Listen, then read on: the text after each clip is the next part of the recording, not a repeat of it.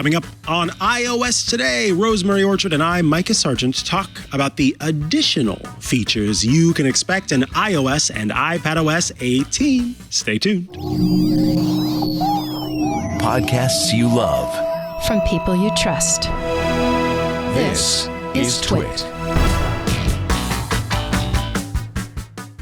This is iOS Today with Rosemary Orchard and Mikah Sargent, episode 708, recorded Tuesday, June 11th, 2024, for Thursday, June 20th, 2024. iOS 18, additional features. Welcome back to iOS Today, the show where we talk all things iOS, iPadOS, tvOS, watchOS, HomePodOS, visionOS, home and audio, and all of the other things that Apple has on offer. This is the show where we try to help you make the most of your devices, make sure you're using them to the best that they can be used, tell you about settings and features and apps and everything you should check out. I am one of your hosts, Mikah Sargent. And I am Rosemary Orchard, and ready to listen in, Mikah.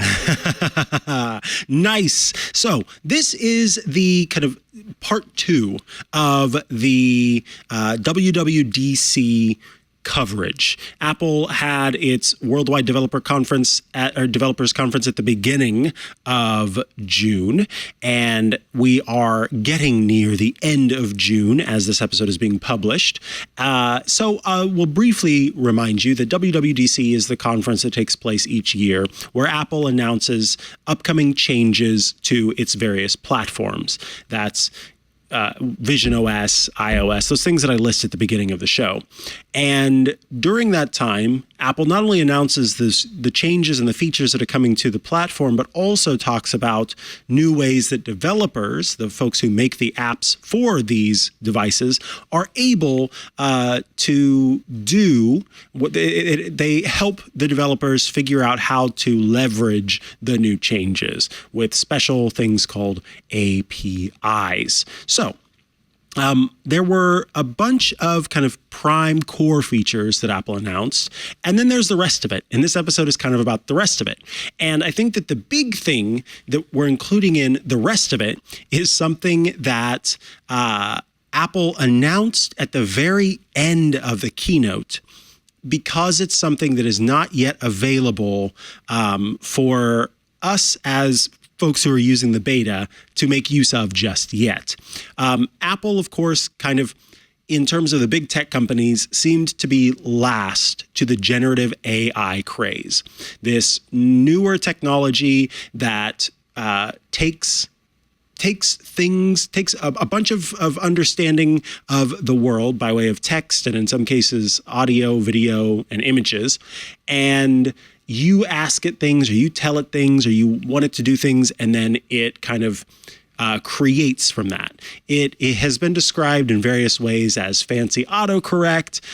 It has been described as loads of different things, but when it comes to packing it into a device, this is something we've seen from Microsoft by way of its Copilot Plus PCs, and now via Apple by way of what's called Apple Intelligence. So Apple introduced Apple Intelligence, which is Apple's take on the generative AI craze that, as you might imagine, has a focus on privacy and security, and also has a kind of a steadfast take on how these things should be done. So much of the processing that we would do now, if I were to go to something like ChatGPT, the site, and type in a query and say, give me a recipe using asparagus, orange juice, a bowl of rice, and a quail egg. And then it would, try to figure out a recipe for me. That is going to go to the OpenAI server somewhere. It's going to process that, and then it's going to send me back an answer. Apple is trying to do as much of this as possible without ever contacting the server. So if I were to ask that on the phone, first it would try to figure out if it can do it on the phone and do it there locally. And then if it can't, then it goes to the server. And if it can't do it within Apple's kind of bubble, then right now what it'll do, or what it will do, is it will suggest that it asks ChatGPT. So there's a lot going on here, but at the very kind of basis of it is Apple trying to do as much of the generative AI processing as possible without ever needing to leave your device. That is something that when Apple announced this addition, it left it until the end. But what we came to find out is that it was woven throughout many of the new features that are coming. So you will have heard Rosemary and I talking in the last episode about mail, about messages, about photos. And there's a lot of stuff in those apps that is actually using this new Apple Intelligence system at its heart, particularly with Siri. So in Mail, being able to respond with a specific message, to have it generate specific messages that have a kind of particular theme, to say, oh, I want to make this more formal, I want to make this less formal. To be able to talk to Siri and say, I want to set up an appointment tomorrow with my doctor, and it has more knowledge of my calendar, about how long it takes to get to the appointment with my doctor, about what else I might have going on, what reminders are in the way. More contextual awareness is kind of at the heart of Apple Intelligence, and I think that that's kind of what sets it apart.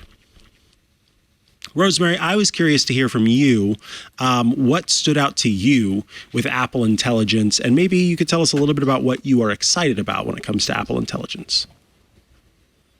Well, I'm going to start with what I'm excited about, because the fact that they are doing this all local on device, and, you know, they're not going to be sending things off device unless they have to, and then they're not going to be sending things to a third-party service, again, without asking you first. That, to me, is very exciting, because there are naturally a number of privacy concerns with regards to AI.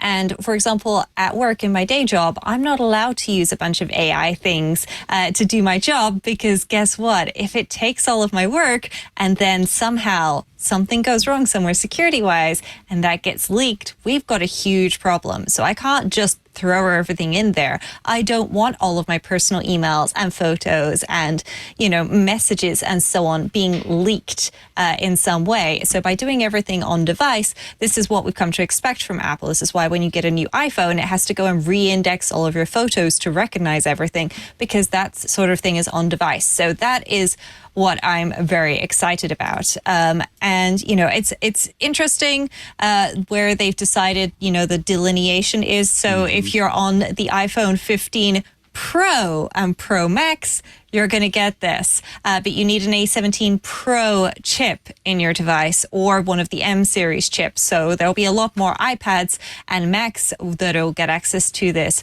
but fewer iPhones. And it was barely mentioned at all for Vision OS. And it wasn't mentioned for the Apple Watch, though the Apple Watch is probably going to lean on a phone to do this. But I find it interesting where they've delineated that. But I also think that that is a very good idea. This stuff uses a huge amount of processing power. I was at Computex in Taiwan last week, and one of the questions asked to Dr. Lisa Zhu, who is CEO of AMD, was, what are you doing about green things? You know, how are you trying to reduce energy usage? Because this stuff does use a huge amount of battery. Imagine if you picked up your iPhone and you asked for that recipe with the asparagus and the quail's egg, and you went from 100% battery to 80% battery. Like, you're not going to be a happy camper. So I think that this is, you know, smart. The Pro devices tend to end up with the better battery life, as do the iPads and the Macs. So I think that's a very smart way to split it up. And they're also looking at putting it into, you know, the right sort of things as well. You know, like when you ask it for flight information, pulling in information that, you know, people have forwarded you via email and sent you via text, and their current geographic location to know that, yes, they are on that flight, or, you know, they were at least at the airport at the right time, so that must be their flight, and then showing you that data. I think that's very smart. But then, no, they don't need to use AI to calculate where that plane is. They can just look that up through flight stats. So I think that, it's going to be a nice combination, and in particular, the addition to the Journal app and the enhancements there with the Apple Intelligence is going to be a really nice combination for everybody. Absolutely. So it's broken up into a few categories. First is Apple's new writing tools, which I briefly mentioned, making something more friendly, more professional, more concise, doing a summary of some text, proofreading some text, figuring out the key points, creating a table or a list out of something, being able to prioritize your notifications. So making sure that the people that you talk to most frequently that you want to hear from show up above everything else, and then things that are kind of more immediate so that your Instacart order is at the door versus, notifications that can wait, response from someone on X that is just somebody saying that you're wrong about something. That could probably wait. Getting priority messages in mail. So again, this is where we talked about mail before and I wasn't able to really go into detail. Getting summaries of mail conversations, but also sorting out mail according to what's most important. Being able to, within the Notes of the Phone app, we talked about audio recording and transcription for phone calls. This is also possible in the Notes app. So if you are a student and you're in a lecture, you can record the conversation and have that lecture be part of it, and then get a summary of the lecture, have the full transcription of the lecture.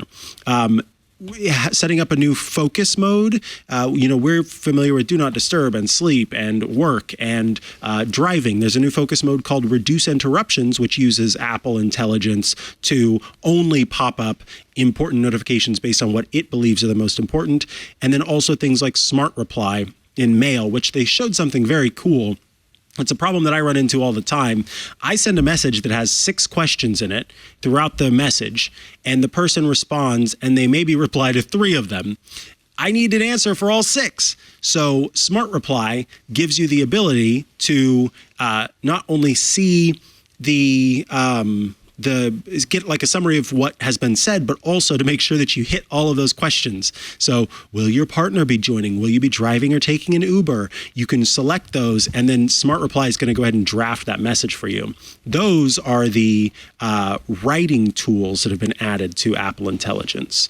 There are also new tools for image generation, including a kind of, they call it Image Playground, and in it, it gives you some kind of built-in topics that you can work with, and then you can also customize them. So, for example, if you're talking to one of your friends, and your friend is, one of those people, which is fine by me, who believe in aliens, that aliens have touched down on Earth and that they're here, you could send them a photo of an alien walking around eating some ice cream.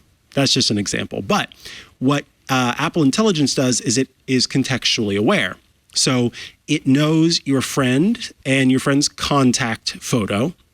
It can take your friend's contact photo.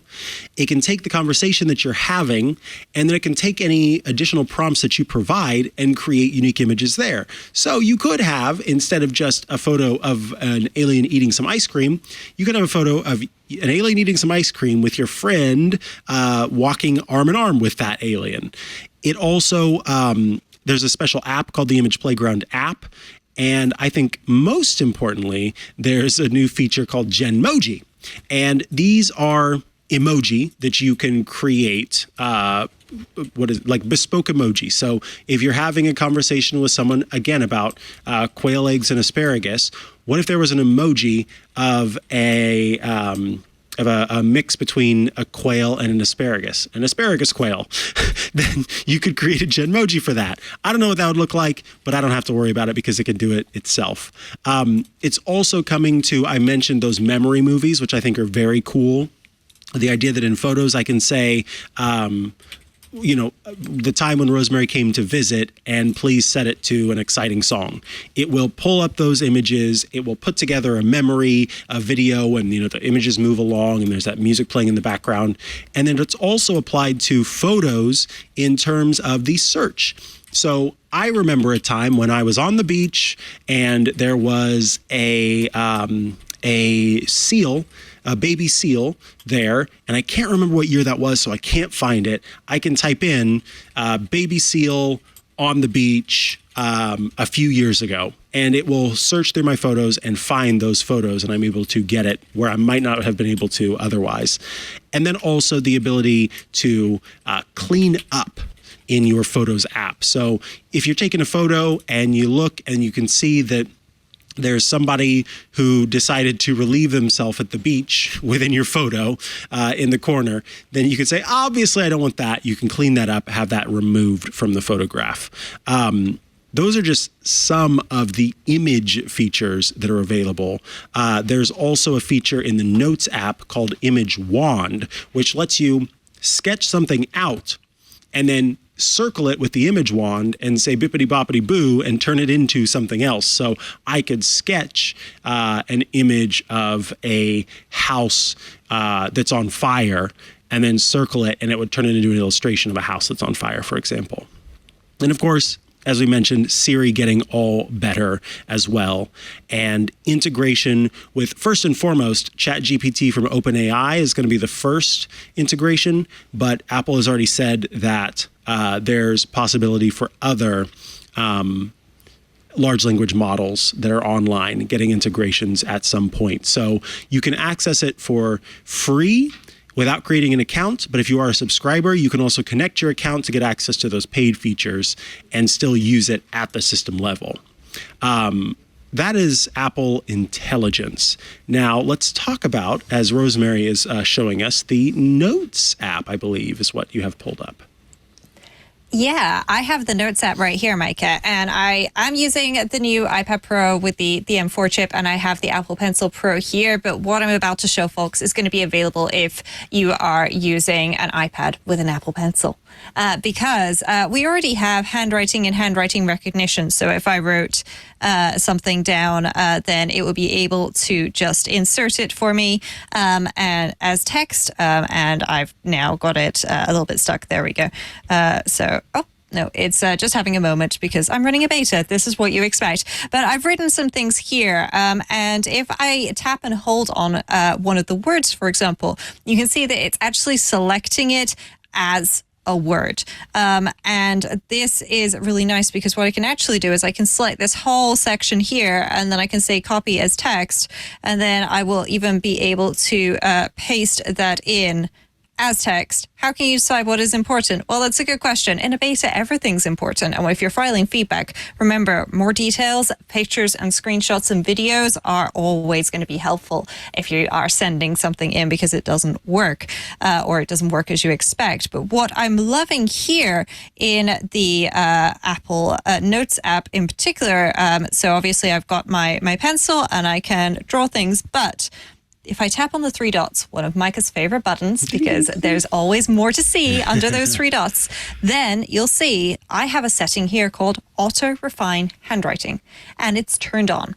And so if I write something like iOS today is very cool, and I'm not writing very well here because I'm scribbling, it's behind my microphone and so on, but it's tidied it up a little bit for me. It figured out what I meant by cool. But if I select this section here, then I can tap on it. And then if I tap on the little arrow, I've even got the option to straighten, which just, it moves it around a little bit. It was barely perceptible there.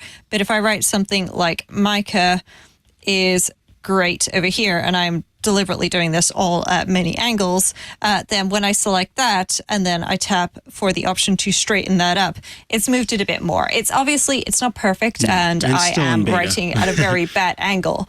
But, you know, it's doing what it can. And considering the fact that I wrote across two different lines there, it's managed to get the is and great to be in line with each other, and is actually lines up with the M at the start of the Mikah, or the majority of the M at the start of the Mikah. So I feel like that's pretty cool. And the fact that you can then copy this as text and then you'll be able to paste it in and insert it anywhere else, as well as all of the other features that are available in Notes. And this will work in freeform as well it's just really great. And I really love the fact that the recording and so on is going to be in here too. There's the ability to add attachments. The record audio is actually there right now. So if I were to do that, then I could just tap on that recording. And then, I've got all of that information so that I can add that later. And there we go. There's my 7-second recording so that I can play that back. Now, not all of the features that were shown off yesterday or in the WWDC keynote are here yet, but we will get to play with these more as time goes on. And some of these will not even introduce until after September because Apple is working on them, but they're not going to release them until they are ready to go. Yes. Another place where we've seen the introduction of the Apple Pencil as kind of a major input tool is the Calculator app, particularly on the iPad. First of all, Calculator on iPad, woo! But with that comes a new feature called Math Notes. And Math Notes is kind of a scribbly scrap paper sort of feature that gives you the ability to kind of write out your thoughts, create variables, do graphing. There's all sorts of stuff that you can do with it. But they showed on stage at WWDC someone who was playing table tennis and figuring out, or I guess maybe it was ping pong. I don't know if those technically count as the same thing. But anyway, playing some sort of table-based swatting game, and they were trying to figure out the angle and the height of the tallest serve and all this other stuff, and they were able to create a graph doing that. Able to set variables, so x equals 4.6, y equals 3.2, and then you could do x plus y equals, and all of that stuff can be updated. So then you could change the variable x or the variable y. They showed a really cool thing where somebody was trying to figure out the costs of a trip with friends. So, 5 friends are going on a trip and they know that food for the trip is going to cost this much, travel is going to cost this much, lodging is going to cost this much, and I don't know, restaurant reservation is going to cost this much. And then you put the amount that it costs, and then they added all 4 of them together, the total cost there, and then they took that total and divided it by the 5 people going on the trip to get the cost that everybody would need to pay for the whole trip. But then if any of those costs changed, they could update those variables, and the rest of it would update live. Very cool, and it reminded me of the Solver app, Soulver, that I have used for quite a while, that does kind of like back of the napkin calculations. Yeah, there it is, Solver 3. A very cool app, and is a lot like what has come to the Notes app and the Calculator. Rosemary is showing some stuff now, M, C, and E. And so you can see E equals MC squared, and also did try to do that calculation, by... Yeah. I haven't quite figured out the exact syntax here, but I just wrote, M equals 6 and C equals 7. And if I were to erase this E equals MC, then I could just write MC equals, and then it'll put down 42 for me. And I really love this feature, the way it works. Obviously, if you're actually taking a math class, then you should probably be trying to figure this out in your head, with working and not have it solved for you. But it did correctly solve 6 times 7. And notice as well that it looked at the way that you wrote the characters that you had and created characters 294 based on how it would guess that you would write those letters. So it's trying to do it in your handwriting, which I think is very cool. Yeah. It doesn't have a 4 to go off of, but it's kind of looking at what you have written and using that as a means to figure out how you might write those. We will see the addition of that in the Notes app as well. That's not ready yet, but they showed how you could take text from something else, paste it in, and then have those handwritten notes appear in an estimation of your handwriting. It's also going to be able to lets you kind of select text and move it around and have that text appear in different places. It's very cool what it's able to do. So if you're watching the video, then you're seeing there was a part where someone had written cinnamon, but they misspelled it. And so they tapped on it and auto-corrected it. And it actually wrote out cinnamon correctly using an estimation of your own handwriting.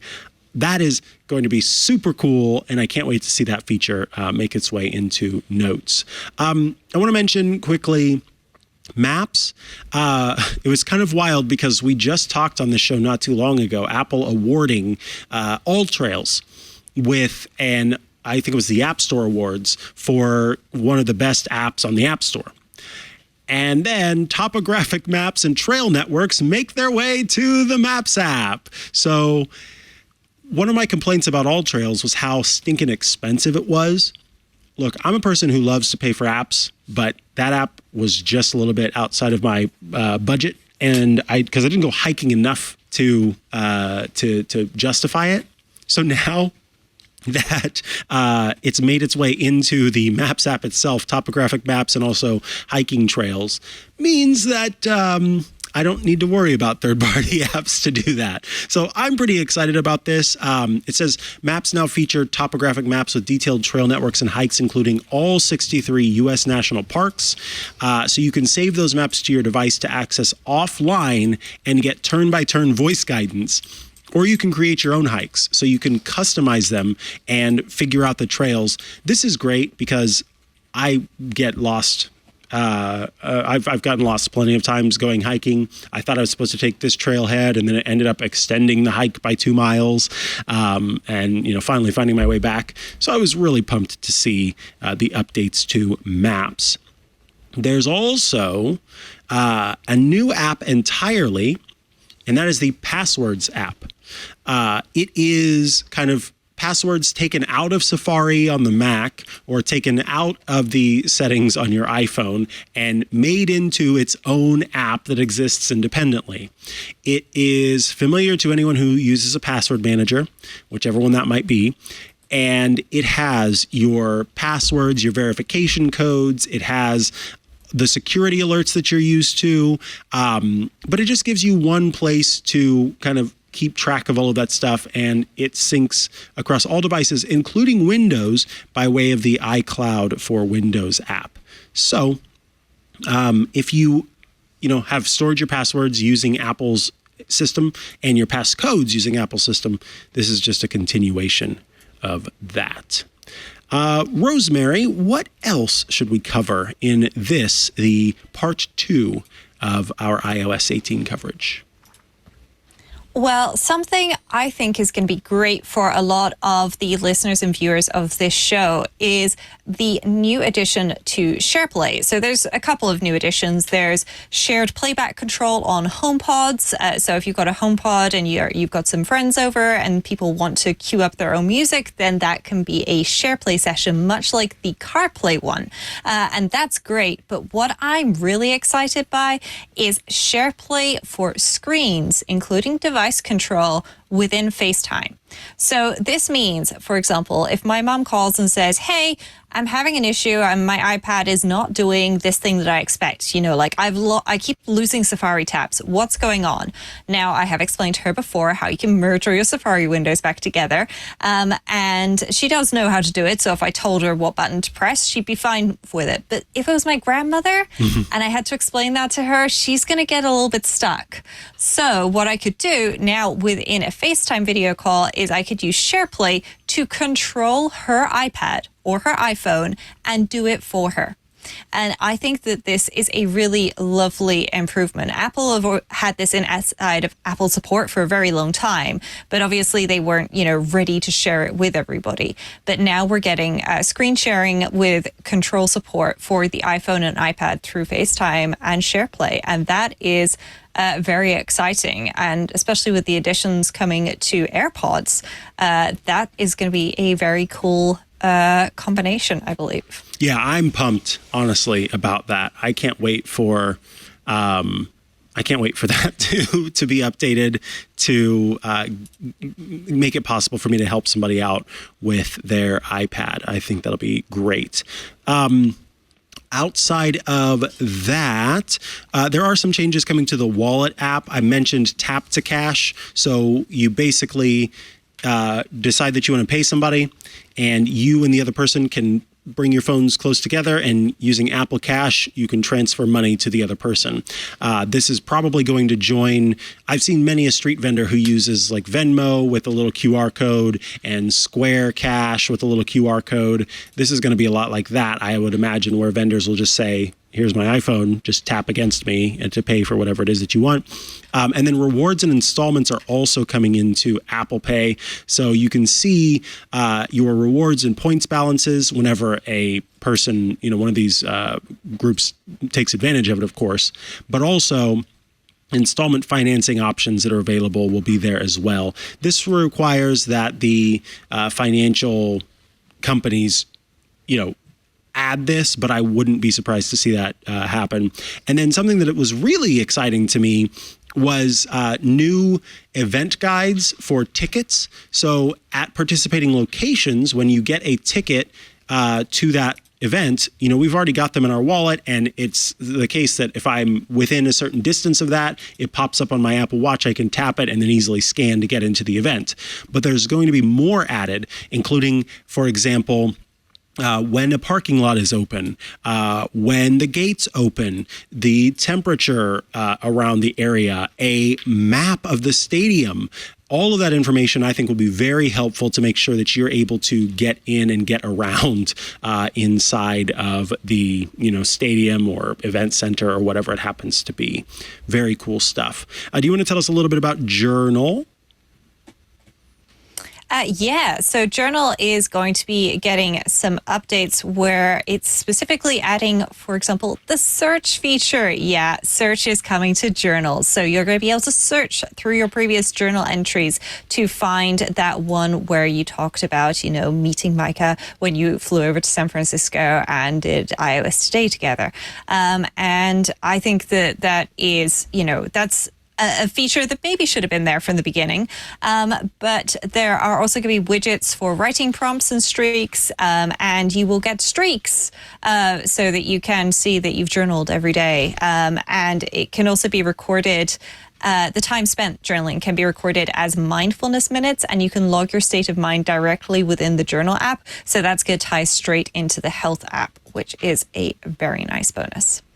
There are also some additions to the Apple TV app, including, I thought this was funny, we've seen it with Amazon. Amazon has a technology called X-Ray, where when you're watching something and you pause, then you can figure out who's on screen at that given moment, and occasionally some more information like the producer of the show or what have you. Apple has a feature that's called Insight. So whenever you're watching Apple original content, currently it's only for Apple original content right now, and you pause, you can see who's on screen at the moment, but you can also, and I think this is the big one, figure out what music is playing. There are times where I want to know what the music is, but the problem is somebody's talking over the music, and so Shazam just doesn't quite pick up on it and has trouble figuring out what the music is. So they're just, I want this song and I wish I could have it, and this is going to help with that. And then also enhanced dialogue. So you will be able to hear what is being said on not just on iPhones and iPads. So if you're playing it there with the built-in speakers or wired headphones, AirPods or other Bluetooth connected speakers and headphones, all of that is coming to your iPhone and iPad. It already is available for people who use HomePods on Apple TV, enhanced dialogue. So it'll be great to see that come to more places. And then I mentioned the updates in privacy and security, but there are some updates to the Home app. There's now a sort of page that is specific to granting controls to guests. So when you invite a guest into your home, you can give them a specific schedule. So you can say, this is when you're allowed to access these different devices, and you're allowed to say, more about that as well. And then last but not least is something that I didn't realize was available at first, and that's something called Emergency SOS Live Video. So I thought this was kind of cool. You can share streaming video and also media during emergency calls. So there are emergency dispatchers who have the ability to and the option to send you a request to share live video or photos over a connection so that they can help you if you are in need. That could give the emergency responders more context of where you are and what's going on. There are a lot of tiny features that Rosemary and I will be discovering over time as we continue to look through this. Of course, there's still watchOS and visionOS that we didn't have time to talk about today. And also, of course, macOS, which we don't usually cover on this show. So lots of new features at the WWDC that were announced at WWDC. All right.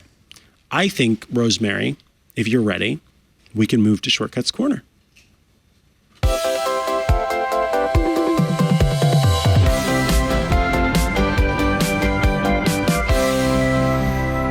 It's time for Shortcuts Corner, the part of the show where you typically write in with your shortcuts requests, and Rosemary Orchard, our shortcuts expert, provides a response. Today, though, Rosemary is going to talk about some interesting additions, and I kind of started with a spoiler there in the before times. So Rosemary is going to give us the lowdown on audio and home and so much more here in Shortcuts Corner. Rosemary, take it away.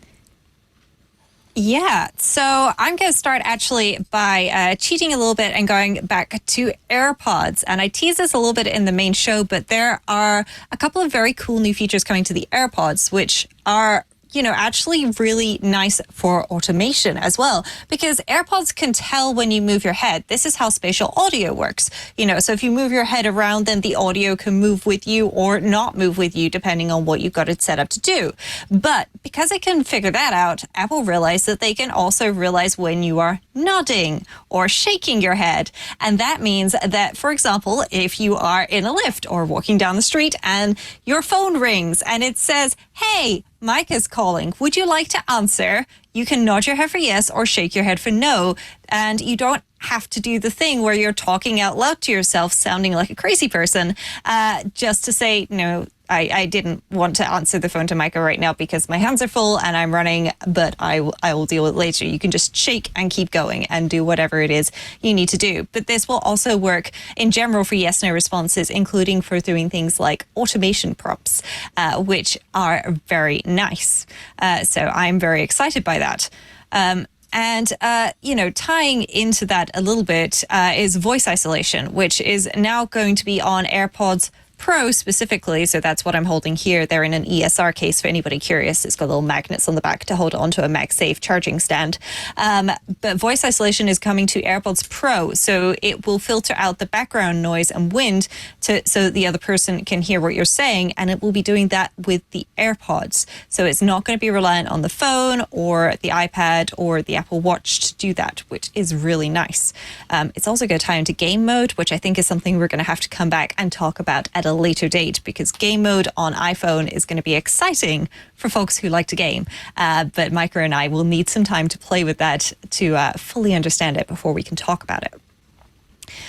So I did already mention in the main show the SharePlay options that are coming to AirPods, and Mikah mentioned guest mode is coming to the Home app. So what you will be able to do in the Home app, and I can pop up the Home app on my iPad to sort of show folks, is you can tap plus, you can add people, and then you can actually add people as guests. Now, this isn't actually available yet on my device, at least with my Home app, but that will be available. And then those folks will have access to control locks and garage doors and security for a limited amount of time.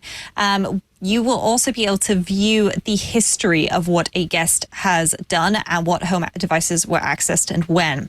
And so that is nice. But what I think is going to be really great is we already got Home Key with HomeKit. So Home Key is where your iPhone or your Apple Watch can unlock a door by being near it. And you just bring your phone or your Apple Watch near to the lock and ta-da, it unlocks.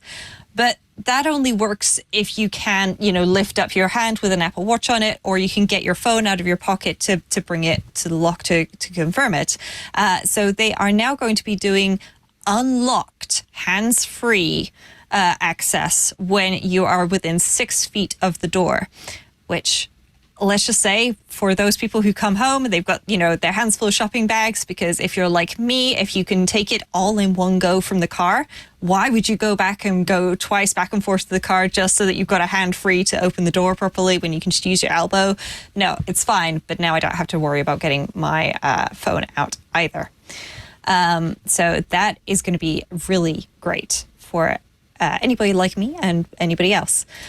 There's also a new little feature coming to the Home app, because a lot of folks have robot vacuums. They love their robot vacuums. I have a great robot vacuum. It's got a mop on it. It has its own garage. It lives in my kitchen. When it finishes vacuuming and mopping, it goes back. It empties its own dirt bin. It cleans its own mop heads. Well, guess what? The Home app is adding support for robot vacuum cleaners. And so they are going to be able to show up in there. And just think about that. It means that when everybody leaves home, you can have the robot vacuum run. Like, that is the perfect time to run the robot vacuum, when everybody's just left home. So you've just done a quick sweep. You know that there's nothing on the floor. No pets have had any accidents. And now the robot vacuum can run. And you're also going to be able to add your utility providers. It's starting with Pacific Gas and Electric in California, but you will be able to connect your utility accounts to the Home app to track your energy usage.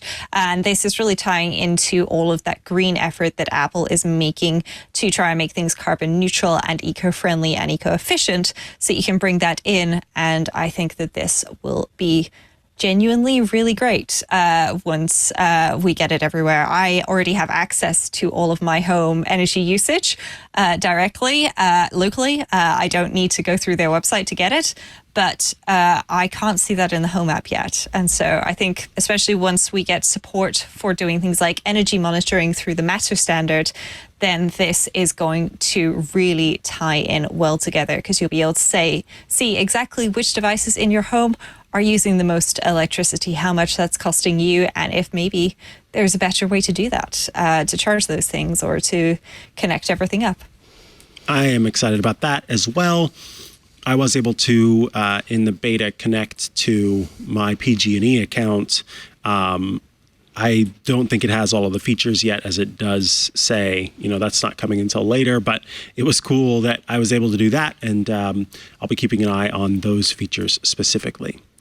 Folks, that is going to bring us to the end of this episode. As I mentioned, Rosemary and I will be spending a lot of time over the coming months, frankly, talking more about all of these features as these features change, as more get added, as bugs work their way out of the system, as the public beta ships. There's so much to cover. We're all very excited about what's next in iOS and iPadOS 18. So please be sure to stay up to date by following and subscribing to the show. You can always get in touch with us for your Shortcuts Corner requests and other feedback. We are taking those questions again. iOS Today at twit.tv. iOS Today at twit.tv is how you get in touch with us.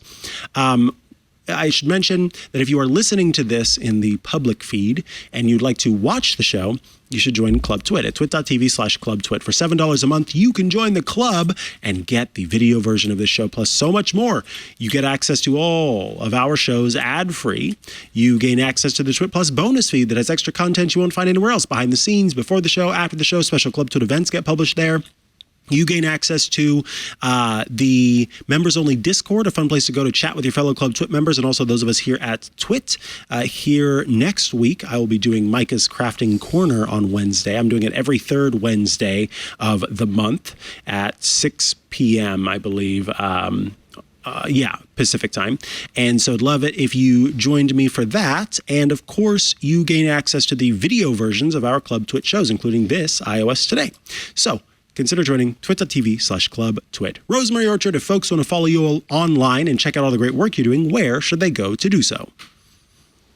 Well, the best place is rosemaryorchard.com, which has links to the podcast, apps, books, and so on that I am involved in. And of course, you can also find me in the Club Twit Discord, where there is a channel, forum channel specifically for iOS Today, where you can submit topic suggestions for future shows and ask questions to all the other fellow listeners.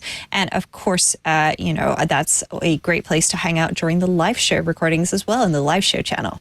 What about you, Mikah? Where can folks find you? I can be found at Mikah Sargent on many a social media network, or you can head to chihuahua.coffee. That's CHIHUA.coffee, where I've got links to the places I'm most active online. Thank you so much for tuning in this week to another episode of iOS Today. We will see you again very soon. Bye-bye.